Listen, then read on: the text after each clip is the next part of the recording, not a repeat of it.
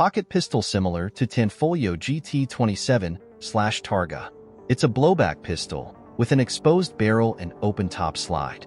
As far as it is known from available documents, the Gamba family came to the Gardone area from Bergamasco in the first half of the 18th century.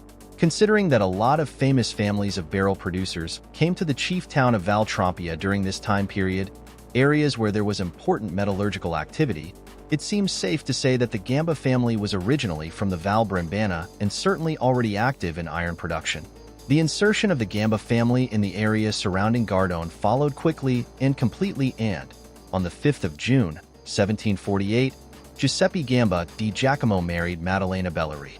Belleri was an ancient family of local gunsmiths, and the witnesses were Giuseppe Beretta, son of Ludovico, and Vincenzo Caminazzi. The relationship with these famous families permitted the Gambas to build up blood ties with those who represented the best of the best in barrels production. With these families, we remember the marriage between Giuseppe Gamba and Giulia Bernardelli. Giuseppe and Giacomo were, in the past, the most common names given to the sons of a family.